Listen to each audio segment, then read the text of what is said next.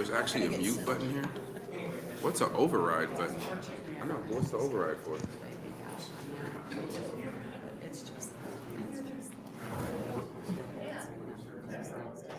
I'm scared to push it because it's red.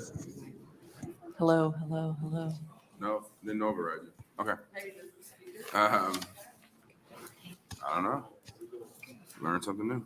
Good morning and welcome to the Judiciary Committee. My name is Senator Justin Wayne. I represent Legislative District 13, which is Douglas County, North Omaha, Northeast Douglas County. We will start off by having senators and staff do self-introductions, starting with my right, Senator Ibach. Thank you. I'm Senator Ibach from District 44, which is Southwest Nebraska. Good morning, Senator Terrell McKinney, District 11, North Omaha. Good morning. I'm Senator Suzanne Geis, District 25, which is the southeast corner of Lincoln and Lancaster County. Good morning. I'm Megan Kilty, Legal Counsel. Angelina Pierre-Lewis, Committee Clerk. Good morning, everyone. I'm Wendy DeBoer, District 10, Northwest Omaha. Good morning, Senator Carol Billette, District 3, which is Western Bellevue and Southeastern Papillion, Nebraska. Rick Holcroft, District 36, West and South Sarpy County. Barry DeKay, District 40, which encompasses Holt, Knox, Cedar, Antelope, northern part of Pierce, and most of Dixon County. All right.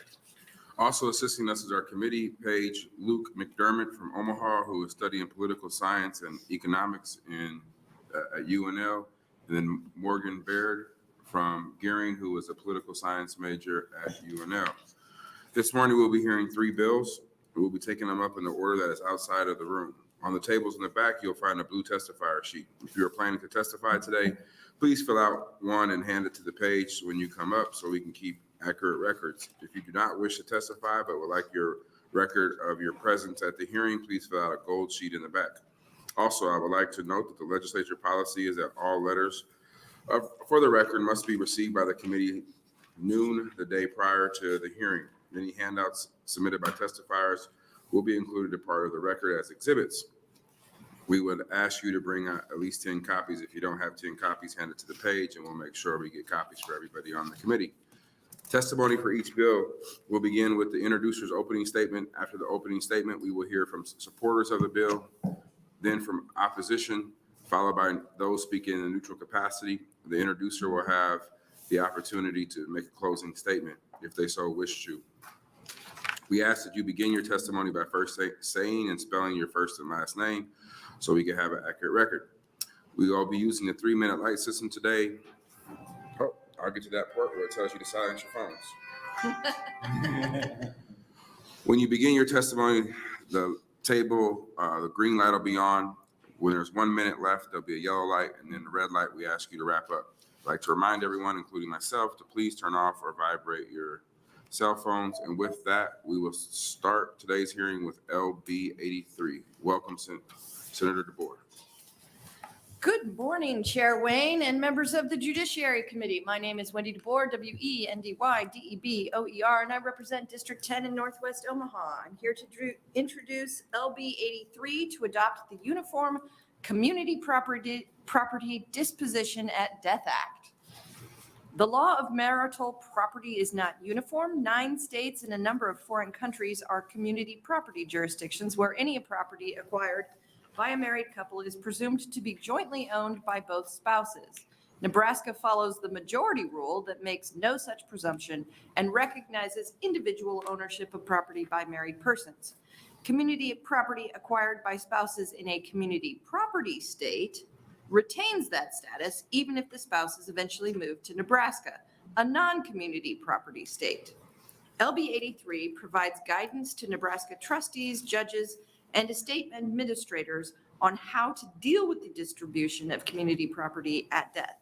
The Act provides a set of default rules to ensure the equitable distribution of community property when the first spouse dies. It assists courts in determining the character of property when there is a dispute between potential heirs. The Act also clarifies the process for partitioning or reclassifying community property for couples who mutually agree to separate their interests and provides a remedy to address bad faith transfers intended to impair the property rights of one spouse.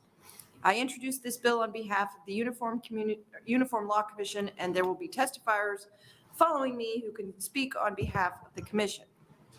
I will just say, this does not in any way change the fact that we will not be a community property state.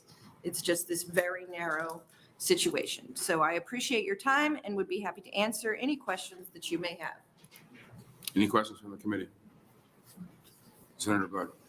Thank you, Chairman Wayne. Just a quick one. Where did this come from? Was this something that you stumbled across or someone brought to you? So this is from the Uniform Law Commission. The Uniform Law Commission is an organization which you will hear about when Professor Wilborn comes up in a I'm second. actually familiar with them, so And so that's where the Uniform Law Commission brought the bill to me. thank you.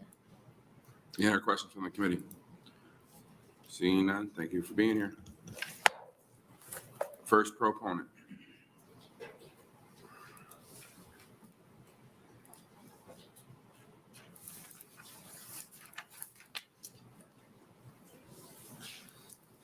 Good morning, Mr. Chairman, members of the committee. My name is Steve Wilborn,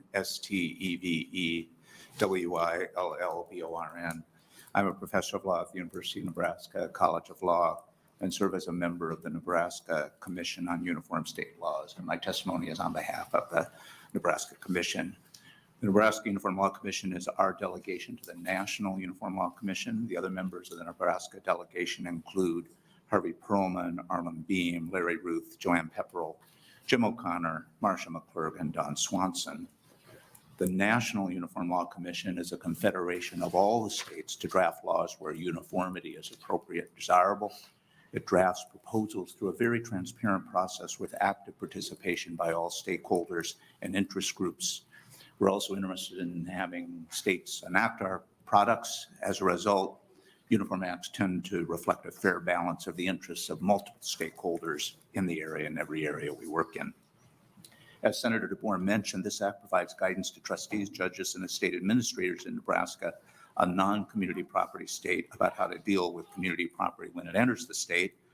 This act is a recent update and improvement of a 1971 Uniform Act on the same topic. That act was enacted in about half of the non-community property act states for which it was appropriate, including several in our general region like Colorado, Wyoming, Utah, Minnesota. Nebraska didn't adopt that. I don't think it was ever enacted for reasons I don't know. At any rate, this act improves on the prior act by attending to the now common practice of non-probate transfers between spouses and by dealing with bad faith acts or mismanagement.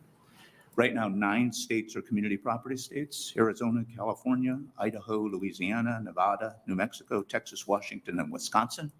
Another 5 states permit spouses to acquire community property by agreement: Alaska, Tennessee, Kentucky, South Dakota, and Florida. And in addition, community property can enter from hundreds of foreign or territorial civil law jurisdictions. LB 83, I do have in my testimony information about how many people enter the state from from community property states. So this would be an act that would be important in many circumstances, and you can see the evidence of that in my written testimony. LB 83 clarifies rules about how to deal with community property, and in doing so, it should make litigation less likely. It protects against misuse of community property, and yet it retains great flexibility to permit people to manage their joint property by agreement. It's a kind of well-drafted, just plain sort of good governance act at which the Uniform Law Commission excels. I urge you to support LB 83. Any questions from the committee? Seeing none, thank you for being here. Thank you so much.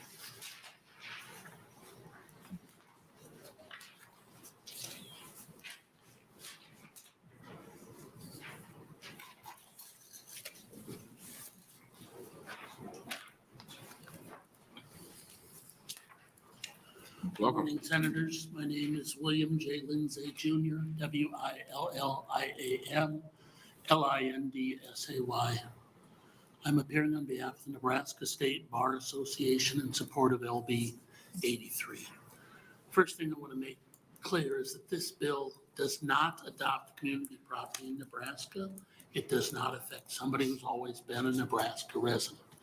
It's more a procedural bill how do we handle the fact that people move here from community property states? People can have separate property, meaning it's not part of the community. They can agree to that. There are provisions in other state laws, for example, on inheritances and gifts, allowing that to be separate property. So the question is, what do we do with people who have community property who come into Nebraska? This bill provides for procedures for that. For example, it provides for a short statute of limitations on the ability to, have it recognized by a court so that we can deal efficiently with an estate. Community property is just as Senator DeBoer told us. It's the community, the married couple holds the property together, and it doesn't matter in whose name it's titled. This does not affect anything on Nebraska residents. And there's another point that comes into play that's commonly used in estate planning. There's something called a step up in basis. A step up in basis means that if I died, property that's in my name gets the value at the date of death regardless of what I paid for it.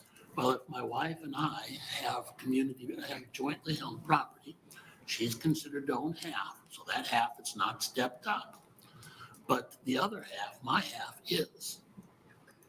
Now, with community property, the entire thing is stepped up. So there is an income tax gain for the benefit of people who came from community property states. The final thing I want to mention is there'd be a question under current law as to what court has authority. This particular statute amends the jurisdictional statute to allow the probate court to have jurisdiction to determine this so that everything's in one proceeding. For that reason, I ask that you support LB 83. Let me know if there's any questions. Any questions? Senator Geis? Just to clarify what you said, so the stepped up basis is taken on the entire property, even if there's one surviving entity in that, or do both No. spouses have to? Okay, and it's the first one to die. Mhm. There's an entire step up in basis. If it's community property, Yes, okay, but you're Yes. still going to establish that it was community property. okay, thank you. Any other questions from the committee? Senator, okay. Thank you, Chairman Wayne. So how would this be different than the regulations that are in place with a will or a trust going forward? Well, somebody would have to bring up the fact that it's community property. And then the court would determine that. It would determine ownership. In community property, you have one half belonging to each spouse, even though one person may have control of it. So that half would be set aside to the surviving spouse, the half that that spouse owns. And so the court would have the authority to make that split. Right now, I'm not sure what is done because we don't really have good procedures set up for it. Thank you. Any other questions from the committee? Seeing none, thank you for being here. Thank you, sir. Next proponent.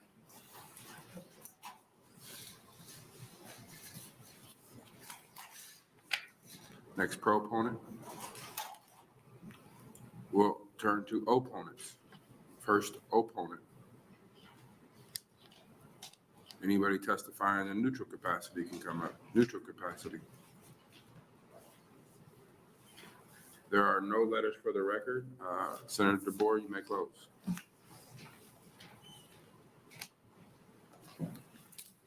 Thank you, Senator Wayne. I'll just say for closing that uniformity in laws is a desirable thing for states, particularly when there are transactions that occur across, jurisdictional lines, to help kind of bring some kind of chaos into order so that everybody knows if I do this, this is what happens, which is what we sort of want. So I'd ask the committee to move this forward. It might be a good item for consent calendar, and it is a good government kind of thing to do. So that's That's my closing.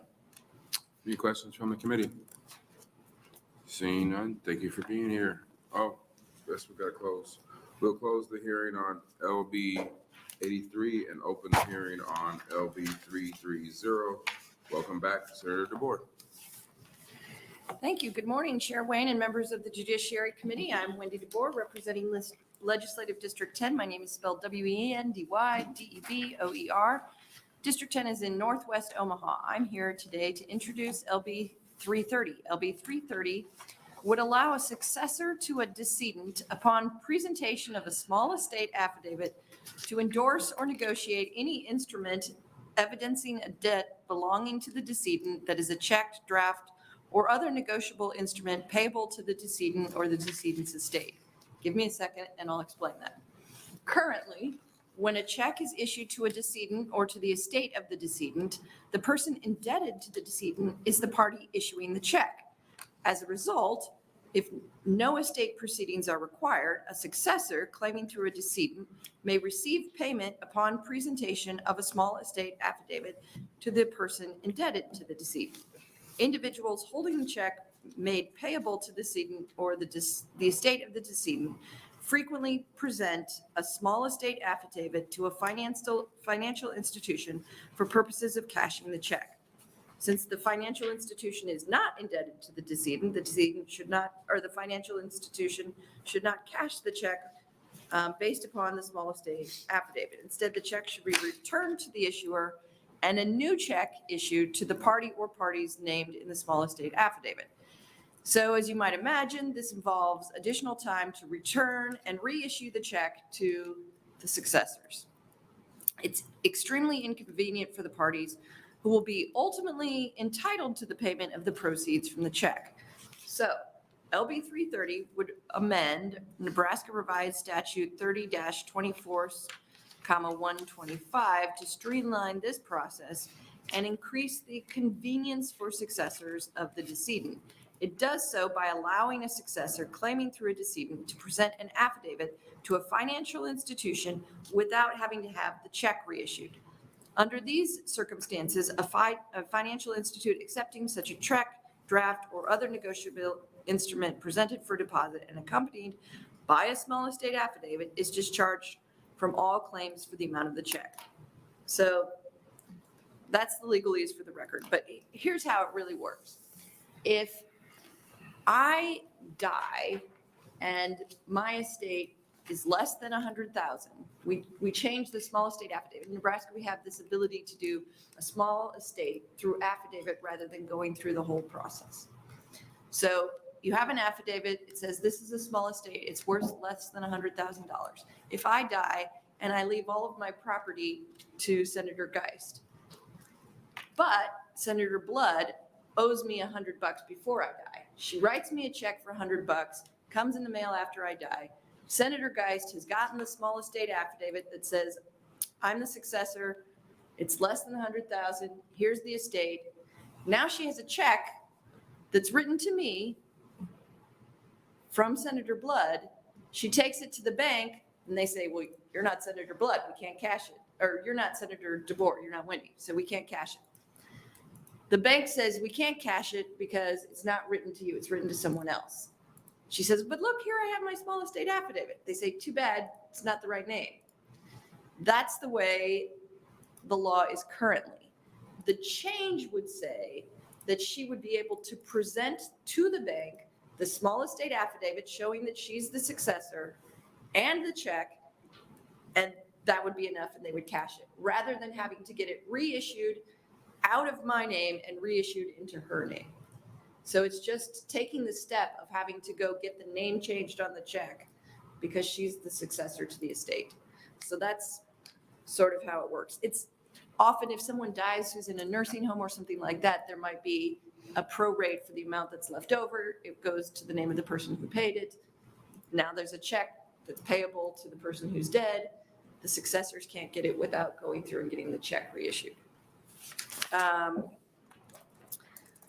Okay, skipping that part. The Nebraska Bankers Association brought this bill to me and will be testifying after me. However, I'm happy to answer any questions you may have at this time. And thank you for your consideration of LB 330, and I urge you to advance it to general file. Any questions from the committee? No. First, proponent.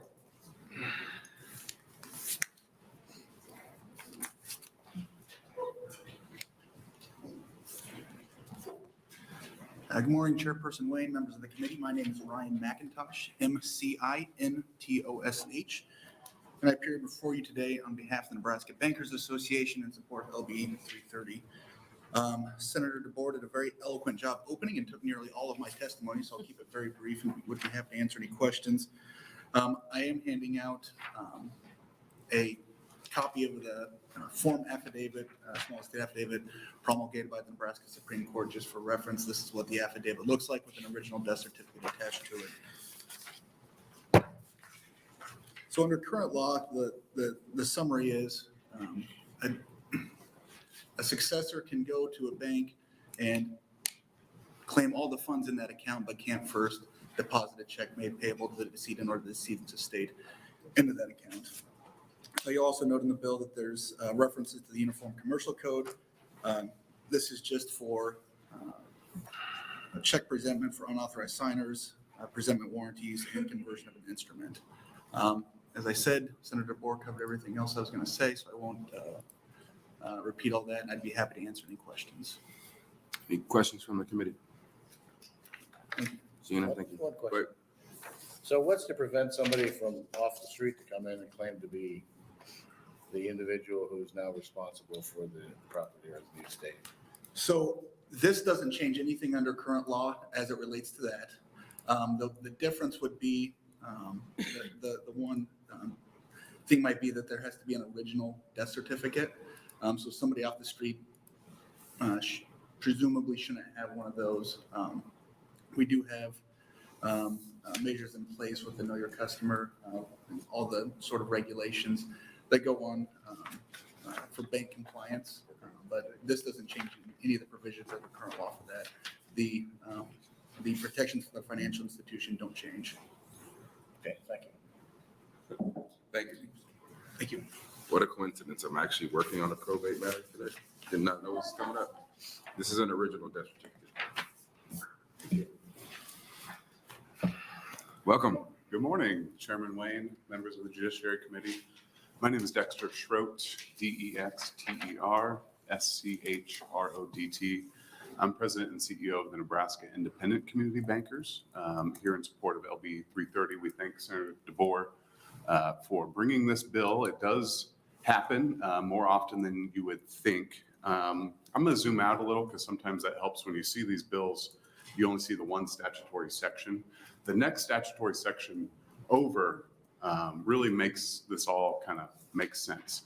That statutory section provides that the person paying the debt, so in this instance, in Senator DeBoer's example with Senator Blood, with reliance on the affidavit is discharged and released as if paying the decedent themselves, and they're not required to inquire as to the truth. So, and then additionally, that statutory section says any person with whom the payment is made, so the successor after Senator DeBoer, is accountable either to the personal rep of the estate, if there ends up being one, or to a person having a superior right to that debt, so a different creditor. So the reason I bring that up is that's what makes this all make sense on why the bank should be allowed to accept it, because the person writing it is told by the law to rely on the affidavit, so it makes sense that the bank should rely on the affidavit, and then the bank should be discharged from any future creditors because the next statutory section over says that any person accepting it, only the person that is the successor answers to secondary creditors. So a little zoom out, that's why it's drafted the way it is in that statutory section, and hopefully that makes a little more sense as to where this is all coming from. And then Senator Holcroft, to answer your question, the current law does provide that if you are forging one of these affidavits, that is perjury. So there would be a criminal penalty under that. So that is what is keeping people from making this up. And would it happen? Maybe, but there's already provisions in law to protect against that. Thank you. Any questions from the committee? Seeing none, thank you for being here. Next proponent.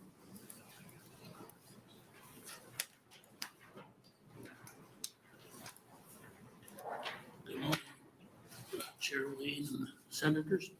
Again, I'm William J. Lindsay Jr., WILLIAM LINDSAY. I'm a practicing lawyer in Omaha. I've been practicing for about 44 years. I'm a member of the American College of Trust and Estate Council. On behalf of the State Bar Association, we join in the support of this affidavit.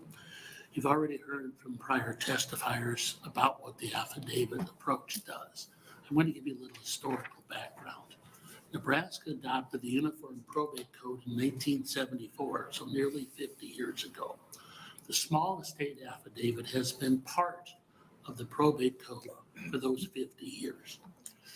We've tried to have procedures in place to simplify estates where the value really we don't want to dwarf it with costs of administration. So the original statute was $10,000. That was changed in the 90s to $25,000, and it became $50,000, and last year you changed it to $100,000 now. So we have a history of trying to simplify things. That's what this bill does. So if there's any questions, I'd be happy to answer them. Any questions from the committee? Seeing none, thank you for being here. Next proponent.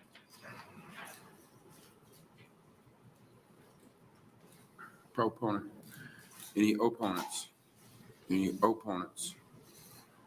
Anyone testifying in a neutral capacity? Testifying in a neutral capacity.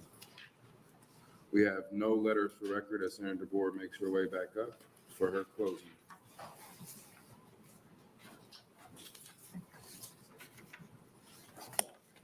Thank you, Senator Wayne.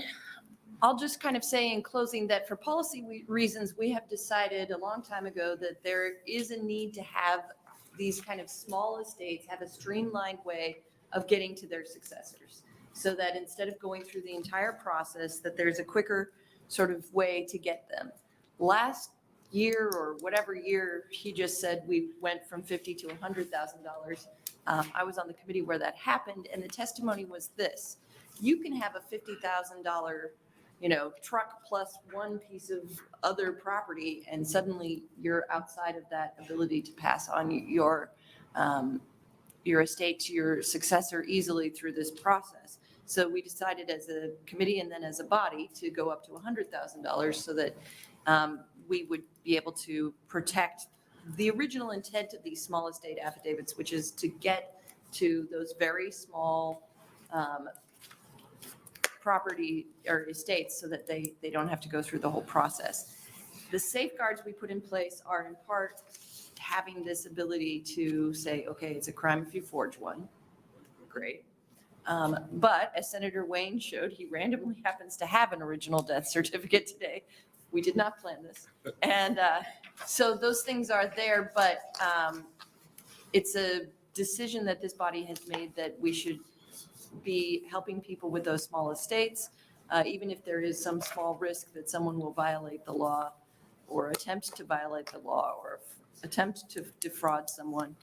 This is not going to ultimately change whether people try to take advantage in an illegal way, the small estate affidavit. This is only going to say we're going to streamline this one situation where someone owes money to the estate so that they can deposit it in the estate account or into the successors. So that's kind of what we're trying to do here. Any questions from the committee? Senator? Thank you. Okay. Going from 50 to 100,000, the way our world has changed in the last 2 or 3 years, if inflation or prices keep escalating, will this be something we will be visiting again to increase the amount that we will be able to work with going forward? I do not know. It was Senator Erdman who brought the bill, I believe, last time, and so I don't know. Any other questions from the committee? Seeing none, thank you for being here. And that will close the hearing on LB 330 and open the hearing on LB 579. Good morning, Chair Wayne. Happy Groundhog Day to everyone, if you're feeling a little bit like you've seen this act before. Good afternoon, Chair Wayne and morning, Chair Wayne and members of the Judiciary Committee. I'm Senator Wendy DeBoer, WENDY, DEB, OER. I represent District 10 in Northwest Omaha. I'm here today to introduce LB 579, a bill that would extend a transfer's insurance policy to cover the property transferred by a transfer on death deed for a period of time after the death of the transferor. After this coverage period, the insurance policy would no longer cover the property.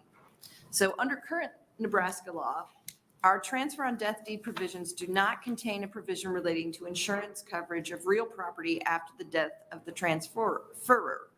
As a result, after the death of a transfer, a beneficiary is left without protection in the event damage or loss of the property occurs. This can lead to significant losses in the event the damages occur before the beneficiary has the opportunity to obtain insurance. Indeed, this very problem was highlighted in a case from the 8th Circuit Court of Appeals in Strope Robinson versus State Farm. In that case, the court considered a situation in which property transfer by a transfer on death deed was destroyed shortly after the death of the transferor. The proposed coverage window in LB 579 would allow the beneficiary a reasonable window of protection against loss in the wake of the death of the transferor. LB 579 is not meant to take advantage of insurers, but rather it is intended to extend the coverage, the contracted and paid for coverage. So this is coverage for which the premium has already been paid on a policy until a beneficiary can make proper arrangements. I understand that there are insurance companies who've raised some concerns. I'm happy to work with them to amend the bill moving forward. There seems to be a gap in the coverage for folks who are doing these transfer on death deeds that has resulted in bad outcomes for some beneficiaries. You may remember that this bill was introduced last year by former Senator Adam Moorfield as LB 1132, and based on insurance objections, attorneys for the insurance companies and the Nebraska State Bar Association have been in discussions about how best to amend the bill to make it workable for all stakeholders. The conversation is ongoing. I'm committed to working with them to prepare an amendment for the committee to consider before advancing the bill to general file. If members of the committee have questions, I'd be happy to answer them, but an attorney who practices in this area will follow me in testifying and may be better situated to answer your specific questions. Thank you very much. Any questions from the committee? Seeing none, thank you for being here. First, proponents.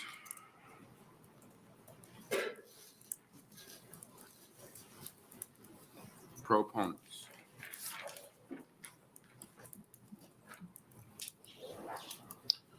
Good morning, Senators. Again, I'm William J. Lindsay Jr., WILLIAMLINDSAY. I'm testifying on behalf of the Nebraska State Bar Association. You heard Senator DeBoer talk about the case in Minnesota. Minnesota has a similar law to Nebraska's. Nebraska adopted the Uniform Transfer and Death Deed Act. An interesting thing about that case, though, was the insurance company paid for the damage to the household contents because they were owned by the estate. The estate already had coverage under that law because the insurance industry has two things that are involved in an insurance policy on property. There's the property, and then there's the owner. The owner died. The other person was not named on the policy, and that was the basis for the denial of the claim. There's a concern that I now have to deal with clients when they use a transfer on death deed. Well, first off, what happens is quite often somebody will call up and say, Mom died last night. Quite often these calls come first thing in the morning. What do I need to do? My old answer was, check with me in the next week or two, deal with what you need to deal with now. Now my answer is, please, the first thing you need to do is call your insurance agent and make sure you have coverage bound on the house, because there is no coverage now. So make sure you have that done, get that done first, and then go deal with everything you need to do. This is quite a burden to put on people. The particular legislation involved asks for 60 days coverage. It has a provision in it that says if a premium is owed, if somebody's paying monthly premiums and they don't pay it, they have the standard procedural methods of canceling the policy for non-payment, just like they would if the owner had been alive. So we've had transfer on death deeds here in Nebraska for over 10 years. We've also adopted the uniform law, and all we're asking for is a brief period of time. And there is a required warning that will be in the transfer on death deed form to remind people that they need to get this coverage. Thank you. If there are any questions, I'd be happy to answer. Any questions from the committee? Seeing none, thank you for being here.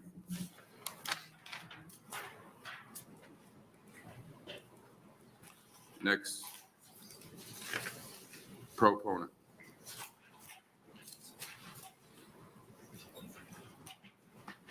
Welcome.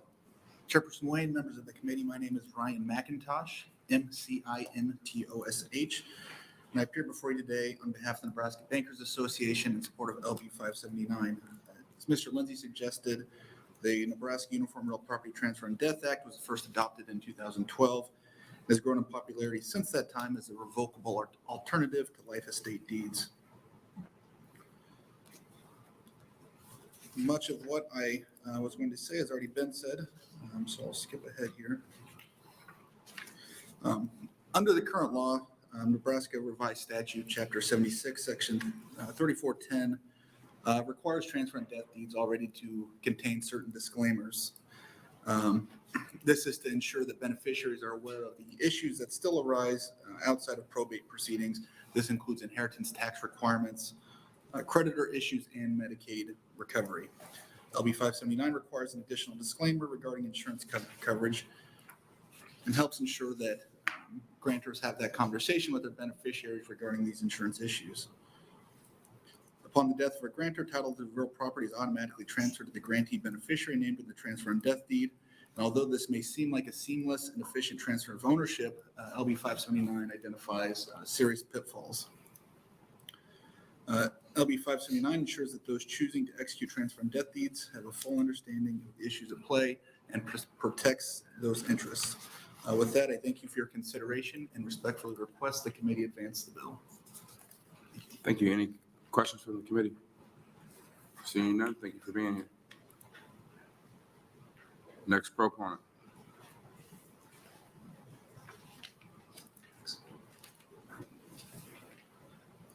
Welcome. Good morning, Chairman Wayne, members of the Judiciary Committee. My name is Dexter Schrodt, DEXTERSCHRODT, President and CEO of the Nebraska Independent Community Bankers. Senator DeBoer mentioned it was Groundhog's Day, and I just thought I'd let you know that the authority on these matters, Unadilla Billy, did say 6 more weeks of winter, so I'm sorry to report that. I don't have much additional to add than what the Bar Association and the Bankers Association added. This is just something that makes sense. As Mr. McIntosh kind of said, if the owner is making the effort to do a transfer on death deed, which they don't necessarily need to, it then logically follows that that property means something, and it should be protected, should be insured while the beneficiaries are going through the pain of losing a loved one. And this, of course, goes without saying that the lien holders are then protected as well. So this is just something that makes common sense for everybody involved. And we're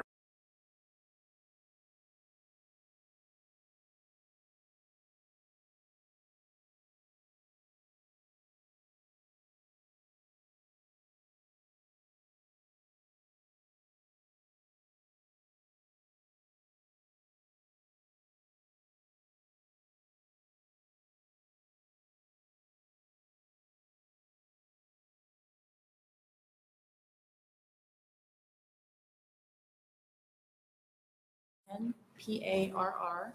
I am the Executive Vice President, Secretary, and General Counsel at Farmers Mutual of Nebraska. which is the leading Nebraska-based insurer of farms, homes, and autos in this state. And I appear here today in opposition to LB 579. Just a little background. What does this bill do? First, without a transfer on death deed, upon the death of an insured homeowner, ownership of the property would be settled through formal or informal probate process, and the insurance coverage does remain on the property until the ownership transfers. The policy provides that the legal representative of the estate is covered while acting within that capacity, and then when actual ownership does transfer, the new owner at that point would have to obtain coverage just like any new homeowner would. So in comparison, on this transfer on death deed situation, ownership of the property is immediately transferred to the beneficiary upon the owner's death. It bypasses probate and all of that. And then under this bill, the beneficiary, the new owner of the property, would automatically become an insured under the insurance policy that was existing on that transferred property. So it's a different procedure. Ownership of the property transfers immediately, and under this bill, the new owner of the property would automatically and immediately have coverage under that insurance policy. Why do insurance companies have concerns about that? Well, because if the insurance policy automatically transfers to the beneficiary upon death, the insurance company doesn't have a chance to underwrite that risk. As a result, the insurance company might end up insuring someone we find to be undesirable as a risk.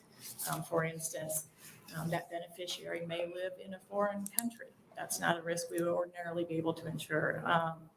They may be a convicted arsonist, not somebody we would usually want to insure under a homeowner's policy. So this coverage would just automatically be in place, and now both parties to the insurance contract are in this contractual relationship with a party with whom they never intended to do business. They may not even know they're in this relationship. So one other thing to keep in mind that hasn't been mentioned, but property policies don't just cover the physical damage to the property. Typically, your homeowner's policy will also provide you with liability coverage for the insured person. So for example, my homeowner's policy protects me if my house burns down, but it also provides protection for me. For instance, if I would get sued because I was out skiing in Colorado and ran into somebody negligently and hurt them, it's got that kind of coverage with it as well. It's not just a policy that pays out if your house burns down. So if the beneficiary happens to be a much more risky person than the original named insured, the insurer is on the hook for that sort of liability stuff too. I see my lights out. I thought I talked faster than that, but I would be happy to answer questions. And I would just reiterate that we are more than willing to work on this. We understand there's a coverage gap in this situation, and we want to do what we can to help with that, but we need to work through the details. So as written, we oppose, and we would like you to give us a little bit more time to hash through the details of the solution. Any questions from the committee? So I actually ran into this issue. A person passed on a small property. The person they passed it on to didn't know they passed it on to him. And so then actually somebody hit it with their car. So it was through no fault of their own. In that case, it was a little better because we had somebody who hit it and they had insurance. But don't you underwrite the risk of the property? I mean, I understand you said your homeowner insurance can do other things, but you underwrite the risk of the property itself. At the time you write. We do, but it's twofold. We underwrite the condition of the property, and we underwrite the person that owns the property too, because we know that's part of the entire risk exposure. So we'll look at their prior loss history. We'll look at their criminal history, for instance, if it has anything to do with the ownership of the property. Okay, I have a question, but Senator Ibach. Thank you very much. Thank you for your testimony too. Can you clarify if the extended benefits are for the life of the policy or for just that 30 days? Under the bill or right now? Right now. Right now, the insurance coverage will protect the legal representative of the estate for as long as they're the legal representative of the estate acting within that capacity. Once the ownership finally transfers officially to a new homeowner, they would be expected to get a new policy at that point. But currently, does it does it cover them for the life of the policy for as long as the policy is paid up to? Or is it just a 30-day extension after death? Right now, there's no time limit Okay. on that, yeah. Thank you. Thank you, Mr. Chair. Any other questions from the committee? Seeing none, thank you for being All here. right, thank you. Any other opponents?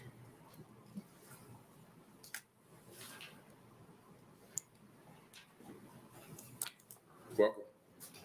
Good morning, Chairman Wayne and members of the Judiciary Committee. My name is Robert N. Bell. Last name is spelled B-E-L-L.